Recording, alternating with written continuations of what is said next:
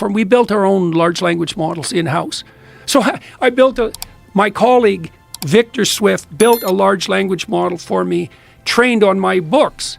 And I used it to help me write this next book because I could come across biblical passages that I couldn't understand, and I could ask this AI system for a first pass interpretation, and it could do a good job. Wow. And we're going to release that along with the book. Yeah, so that was really something. And I'll tell you, ChatGPT and Grok were unbelievably useful as research assistants. So they're about as smart as high-end undergraduates. They lie a lot, and you have to corner them like mad to get them to provide you with information that's valid. What have you found them lying about? Oh, they make up references that don't exist. So, for example, for ChatGPT, about a quarter of the academic references it produces for you don't exist. What? Yeah. Well, it doesn't know. Like, it will produce a reference for you that's completely plausible, except that it doesn't exist. So, if I ask ChatGPT a question, it'll answer and it'll give me the references because I asked for the references. Right. Then I have to go and look up all the references and read them, first of all, because you're supposed to read the things you refer to. But also, I have to make sure that it's not, wandered off into some hallucinatory pathway. But that'll be taken care of in no time flat, as far as I'm concerned. And Musk has already got plans to do that.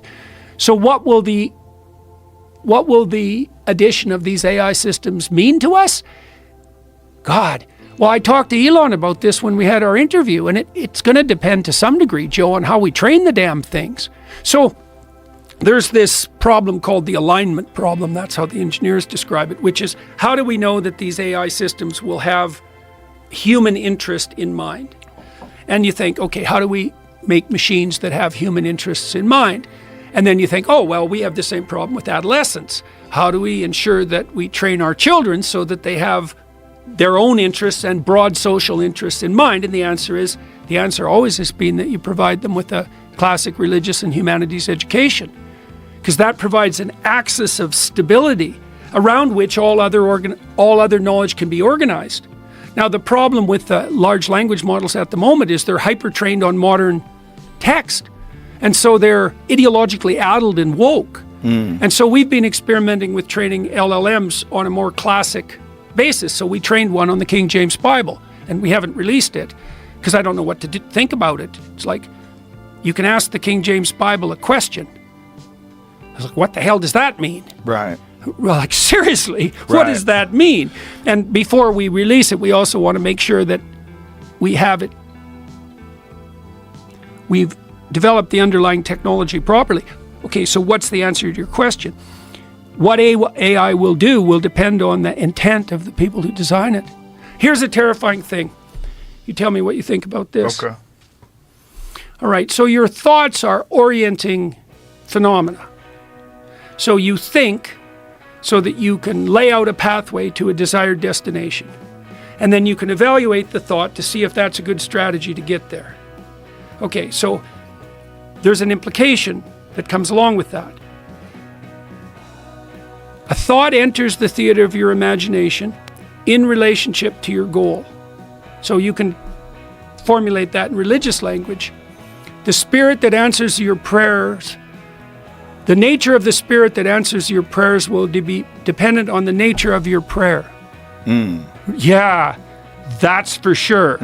Right. Yeah. So imagine that you're harboring feelings of resentment and bitterness as you're plotting your economic pathway forward. And so you're trying to think about what you should do, but you have the spirit of resentment and bitterness sitting on your shoulder. The thoughts that enter your mind are going to be a consequence of your possession by that bitterness to the degree that you've allowed it to shape your goal. So here's a corollary of that. This is stunning. It's a stunning thing to understand.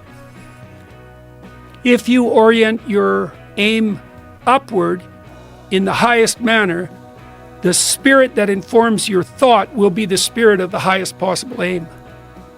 And God, that's something to know, man. So that's what a religious practice, a fundamental religious practice is for. It's like, get rid of the corrupt motivation. Get rid of it. Get rid of it. Pray for the salvation of your soul, that you're aiming right, because your aim is going to determine the content of your thoughts. And that is how it works technically. That's how it works neuropsychologically. Your thoughts are the handmaiden of your aim. Right, which is why we're always worried about sociopaths, because they never abandoned that corrupt motivation. Yeah,